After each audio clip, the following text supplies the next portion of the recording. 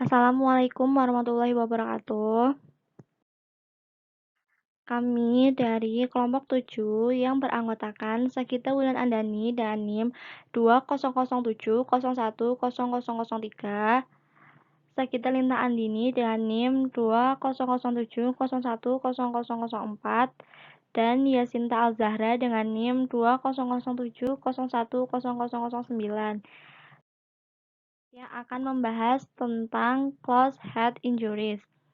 Cedera kepala atau benturan atau trauma kepala adalah kondisi di mana struktur kepala mengalami benturan dari luar dan berpotensi menimbulkan gangguan pada fungsi otak. Beberapa kondisi pada cedera kepala meliputi: 1. Luka ringan, yang kedua, memar di kulit kepala, yang ketiga, bengkak, yang keempat, pendarahan, yang kelima, dislokasi, yang keenam, patah tulang tengkorak dan gegar otak, tergantung dari mekanisme benturan dan parahnya cedera yang dialami. Berdasarkan keparahan cedera kepala dibagi menjadi 3, yaitu ada cedera kepala ringan, cedera kepala sedang, dan cedera kepala berat. Cedera kepala berat berpotensi komplikasi jangka panjang hingga kematian jika tidak ditangani dengan tepat. Perubahan perilaku dan kelumpuhan adalah beberapa efek yang dapat dialami penderita dikarenakan otak mengalami kerusakan baik fungsi fisiologisnya maupun struktur anatominya. Penderita cedera kepala ringan. Cedera kepala ringan dapat menyebabkan gangguan sementara pada fungsi otak.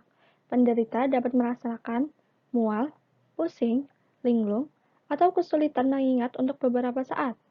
Penderita cedera kepala sedang juga dapat mengalami kondisi yang sama, namun dalam waktu yang lebih lama. Cedera kepala dibedakan menjadi dua, yaitu cedera kepala terbuka apabila cedera menyebabkan kerusakan pada tulang tengkorak sehingga mengenai jaringan otak. Yang kedua, cedera kepala tertutup apabila cedera yang terjadi tidak menyebabkan kerusakan pada tulang tengkorak dan tidak mengenai otak secara langsung. Aktivitas atau situasi yang dapat meningkatkan resiko cedera kepala. Yang pertama yaitu kecelakaan lalu lintas, yang kedua cedera saat berolahraga atau bermain, yang ketiga kekerasan dalam rumah tangga, yang keempat penggunaan alat peledak atau senjata dengan suara bising tanpa alat pelindung, yang kelima shaken baby syndrome atau sindrom yang terjadi saat bayi diguncang secara kasar atau berlebihan.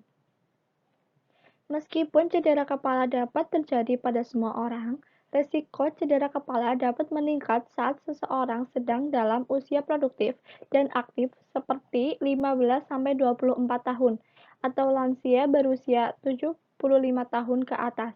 Bayi yang baru lahir juga rentan mengalami kondisi ini hingga usia 4 tahun. Gejala cedera kepala. Beberapa gejala yang dapat dialami oleh penderita cedera kepala ringan. Yang pertama, kehilangan kesadaran untuk beberapa saat. Yang kedua, terlihat linglung atau memiliki pandangan kosong. Yang ketiga, pusing. Yang keempat, kehilangan keseimbangan. Yang kelima, mual atau muntah. Yang keenam, mudah merasa lelah. Yang ketujuh, mudah mengantuk dan tidur melebihi biasanya. Yang kedelapan, kesulitan mengingat atau berkonsentrasi. Yang kesembilan, merasa depresi. Yang kesepuluh, perubahan suasana hati. Penderita cedera kepala sedang hingga berat. Berikut ini adalah gejala yang dapat dialami. Yang pertama, pusing hebat secara berkelanjutan. Yang kedua, mual atau muntah secara berkelanjutan. Yang ketiga, kehilangan koordinasi tubuh. Yang keempat, kejang. Kelima, pelebaran pupil. Yang keenam, terdapat cairan yang keluar melalui hidung atau telinga, misalnya telinga yang berdarah. Yang ketujuh, tidak mudah bangun saat tidur. Yang kedelapan, merasa sangat bingung.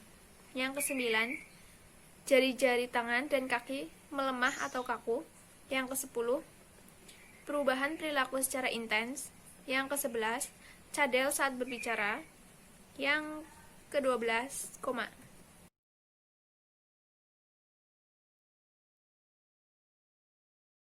Pada anak-anak, berikut ini adalah beberapa gejala yang dapat menunjukkan kemungkinan terjadinya cedera kepala. Yang pertama, mudah merasa jengkel. Yang kedua, perubahan dalam nafsu makan. Yang ketiga, tidak mudah berkonsentrasi. Yang keempat, pola tidur berubah. Yang kelima, sering merasa sedih atau depresi.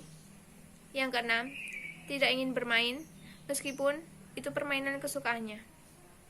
Gejala cedera kepala tidak dapat diprediksi keparahannya hanya melalui pengamatan secara fisik. Jadi, periksakan ke dokter untuk mengetahuinya.